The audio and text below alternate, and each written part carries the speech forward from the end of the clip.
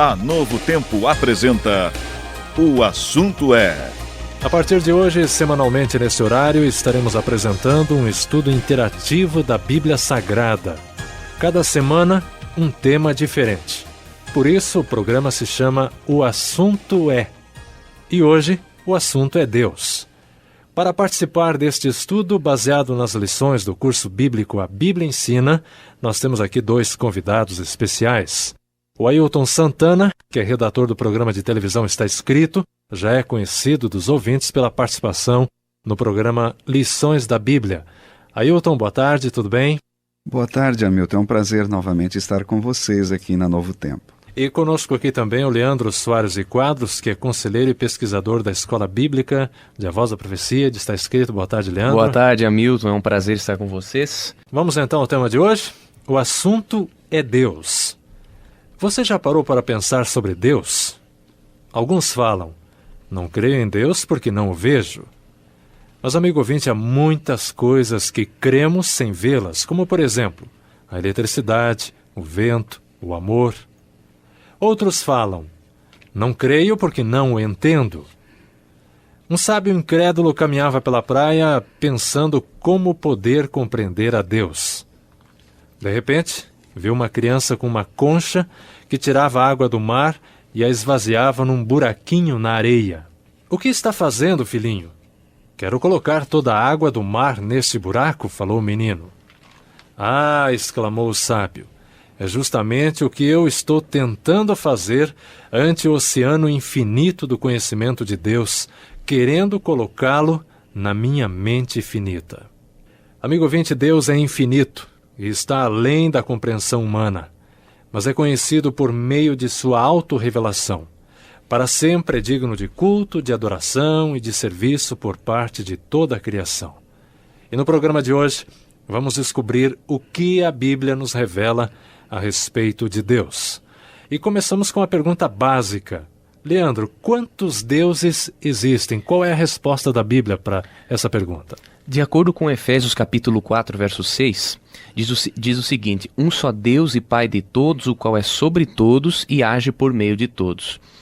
Então, biblicamente, existe apenas um Deus verdadeiro, Hamilton. Sim. E sempre foi essa crença da nação hebraica, da nação de Israel, em contraste com as nações circunvizinhas, que eram politeístas, né, e acreditavam em diversos deuses. Então, biblicamente, há apenas um Deus verdadeiro, de acordo com a Bíblia. Ok. E qual é a natureza de Deus, Ailton? É a segunda pergunta do nosso tema de hoje.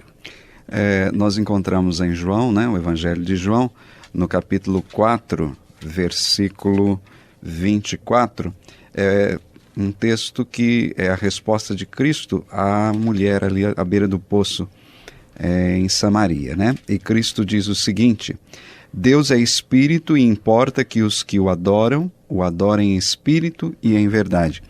Veja que a natureza de Deus, ela é espiritual. Deus é um ser espiritual. Pode parecer até redundante falarmos sobre Deus num país católico, e o catolicismo é uma religião cristã, onde temos também muitos evangélicos. Mas por incrível que pareça, eu permito-me dizer que Deus é o ilustre desconhecido. Porque quando se fala que ele é espírito, algumas pessoas podem ficar assim um pouco, vamos assim dizer, perguntando ou questionando, mas como espírito? É puro e simples, espírito, porque Deus, ele não precisa ser visto para ser adorado. Mas nós não podemos nos esquecer que a Bíblia mesmo cita em vários textos que Deus possui um corpo. Portanto, um corpo espiritual. Deus, né? É um ser pessoal, né? É um ser pessoal. Não é apenas uma fonte de energia, como alguns creem. Pelo contrário, eu gosto, aqui mesmo no livro de João, certa feita Jesus Cristo conversando com Filipe, né, no capítulo 14, verso 8, Filipe disse: Senhor, mostra-nos o Pai, isto nos basta. E Cristo disse: eu estou há tanto tempo convosco, e como você me pergunta, mostra-nos o Pai? Quem vê a mim, vê o Pai. Então Jesus Cristo é tal qual o Pai, tal qual Deus, né? Então, por isso podemos dizer que Deus tem olhos, Deus tem pernas, Deus tem um corpo. Por isso que nós fomos feitos à sua imagem e semelhança. Nós não podemos vê-lo porque o pecado causou essa separação. Mas em breve, o livro de Apocalipse fala sobre isso, nós poderemos vê-lo face a face, assim como Noé, ou melhor, assim como Adão, né, via o Senhor face a face e conversava com ele. No livro de Gênesis, também no capítulo 3, verso 8, diz que andava o Senhor pela viração do dia. Portanto, Deus é um ser pessoal, né? Adão tinha o privilégio de falar com o Senhor. E nós teremos esse prazer também em breve. Essa é a nossa esperança. Muito bem. E uma terceira pergunta que eu gostaria de fazer para vocês é com relação à Trindade. Quais seriam essas 3 pessoas da Trindade? Um assunto bastante discutido, bastante polêmico até. E antes de nós fazermos um intervalo, vamos dar algumas pinceladas sobre esse assunto. Quais seriam as 3 pessoas da Trindade? O que a Bíblia tem a dizer sobre isso, Leandro? Segundo Coríntios, capítulo 13, verso 13, há aqui a bênção apostólica em nome da Trindade. Sim. E aqui é dito que a graça do Senhor Jesus Cristo, o amor de Deus e a comunhão do Espírito Santo sejam com todos vós. Biblicamente, a divindade é composta de 3 seres. Conquanto seja um só Deus, é manifesto em 3 seres. Eu uso um exemplo para entender, Hamilton, a Trindade. Entender assim na minha concepção humana, né, nas minhas limitações, que a Trindade seria como uma família. Você pode ter na sua casa 10 pessoas fazendo parte desta família, mas mesmo assim é uma família, mesmo tendo 10 pessoas. Deus seria a mesma coisa, seria um Deus, mesmo tendo 3 seres, porque Deus é uma unidade. Deus, ele tem apenas diferenças funcionais após a encarnação, mas jamais em sua essência e sua natureza divina. Verdade. Então nós não podemos jamais achar que há um Deus maior, há um Deus menor, um Deus inferior. Não, a divindade tem o mesmo poder, mesmo caráter, mesmo propósito, com distinta personalidade. Então, você disse na resposta da primeira questão que há um só Deus. Há um só Deus. Mas são 3. Mas são 3 seres. 3 pessoas. Eu acho interessante, a palavra Trindade, ela não aparece na Bíblia, mas nós encontramos no Evangelho, aliás, na carta de João, né? 1 João 5, verso 7, um texto muito interessante, porque 3 são os que testificam no céu, o Pai, a Palavra e o Espírito Santo, e estes 3 são um. Eu acho interessante, você usou uma ilustração, também gosto de usar essa palavra triuno, né? Triuno. 3 em 1. O nosso ouvinte, ele por certo conhece o Microsystem, né? É um aparelho de som que tem lá um gravador, né? Um deck, tem, no caso, um aparelho que toca CD e também um rádio. Então, são 3 funções em um só aparelho. Em um só, né? Eu gosto também de ilustrar, por exemplo, estamos aqui o Hamilton, você, né? E eu. Somos 3 pessoas. Se fôssemos montar assim uma empresa, por exemplo, uma emissora de rádio. Sim. O Hamilton entende tudo de rádio. Ele, por certo, operaria essa empresa, contrataria os profissionais, o equipamento. O Leandro me parece ser uma pessoa que tem dinheiro, Leandro. Faz de conta que você vai emprestar o dinheiro para a gente montar essa emissora de rádio. E eu, como não tenho dinheiro e como também não entendo de rádio, vou, quem sabe, trabalhar no departamento comercial desta empresa, desta emissora de rádio. No livro de Lucas, Cristo Jesus, no encontro que ele teve com a mãe dele, depois, ele quando estava com 12 anos, o ouvinte poderá ler no Evangelho de Lucas, Cristo Jesus diz assim, quando Maria o procurou depois de 3 dias, o encontrou no templo, ele diz, mãe, não sabia que me convém tratar dos negócios de meu pai. Essa expressão, negócios de meu pai, daí que vem a minha ilustração. Tudo que se refere com a terra, Cristo, ele está ali envolvido. Então nós podemos dizer que há um Deus no céu, né, que se manifesta na pessoa do Pai, que é o mantenedor, na pessoa do Filho, que é o Criador e Salvador, e na pessoa do Espírito Santo, que é o Consolador. Em Mateus 28, verso 19, Jesus disse assim, batizai em nome do Pai, do Filho e do Espírito Santo. Portanto, porque os 3 seres estão envolvidos na obra da redenção. Se o Espírito Santo, por exemplo, fosse apenas uma forma de energia, a fórmula batismal ficaria muito estranha se nós disséssemos, por exemplo, batizar em nome do Pai, do Filho e em nome do poder. Certo. Né? E eu vejo uma das maiores provas e evidências bíblicas, Ailton, na Bíblia sobre o Espírito Santo, em João 14, verso 16. João 14,16 fala que o Espírito Santo seria outro consolador. E a palavra outro no grego é alós. E alós significa outro da mesma espécie. Então, se Jesus é real, é pessoal e é Deus, este ser que veio substituir Jesus tem que ser da mesma espécie que ele e também alguém pessoal. Apenas para o ouvinte, se ele for procurar, o texto que citei é Lucas 2,49, Jesus dizendo: os negócios do meu Pai, Pai com P maiúsculo, identificando a pessoa de Deus, né? Um outro texto que, ao meu ver, esclarece bem isso também, é quando nós lemos em Gênesis, né, o primeiro livro da Bíblia, 1:26, e disse Deus: façamos o homem à nossa imagem e nossa semelhança. Ali nós vemos 3 pessoas envolvidas, né? Portanto, a expressão no plural, façamos o homem, né?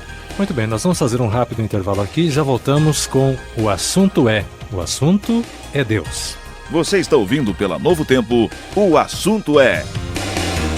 Ok, continuamos então o nosso assunto de hoje, Deus. Como Deus se considera em relação ao homem, em relação ao ser humano? Qual é esse tipo de relacionamento que Deus quer ter com o ser humano, Ailton?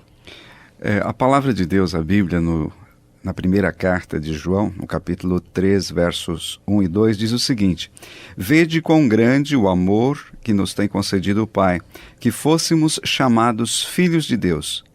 E no verso 2 diz: amados, agora somos filhos de Deus. Que interessante percebermos que, muito embora Deus seja soberano sobre todo o universo, muito embora Ele tenha milhões e milhões de seres perfeitos, que são os anjos que nunca pecaram, Ele quer ser chamado por nós de Pai. É isto que Jesus Cristo também fala no Pai Nosso, né? Que está em Mateus 6, verso 9, diz: portanto, vós orareis assim: Pai nosso que está no céu. Então Deus quer se aproximar de nós, né? Ele quer ter esse vínculo bem íntimo conosco, chamando-nos de filhos.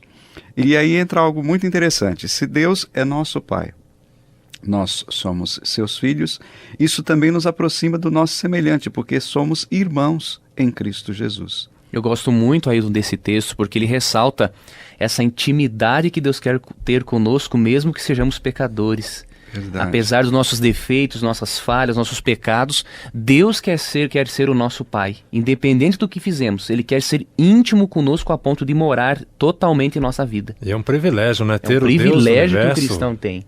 Ter Deus do universo como Pai. Como Pai, né? Somos príncipes, né? Filhos desse Príncipes rei. desse mundo. Tá certo.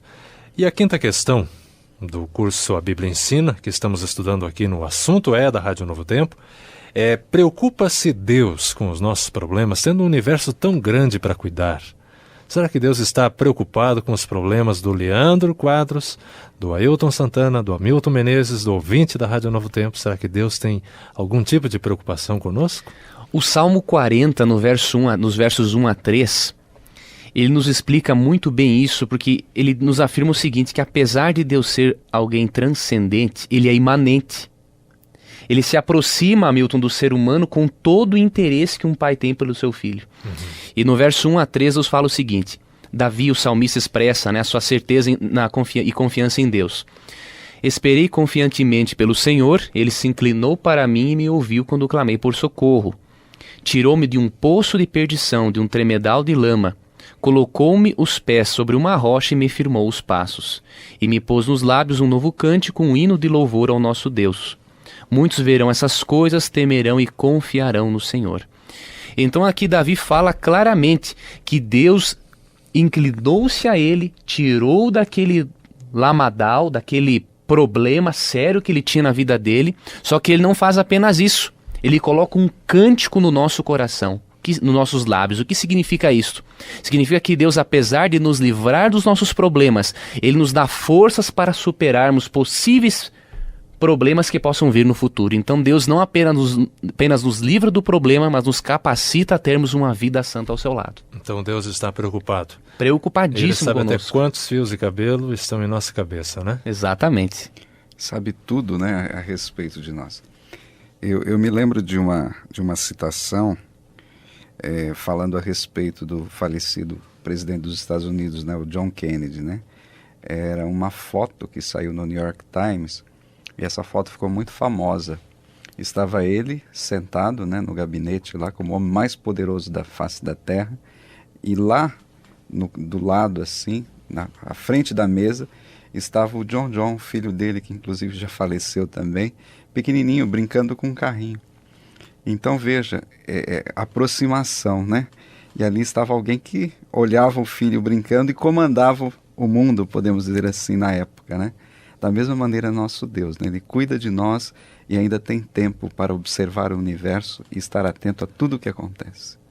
Pois é, se tivéssemos mais tempo, nós poderíamos ver ainda no programa de hoje o que a Bíblia mais revela sobre Deus. Nós vimos aqui que há um só Deus, manifestado em 3 pessoas, é o Criador do universo, mora no céu, é Espírito, é eterno, é imutável, é perfeito, é sábio, é santo, é a verdade, é misericordioso, e um Deus que se revela pela natureza, pela Bíblia e também pelo Senhor Jesus Cristo.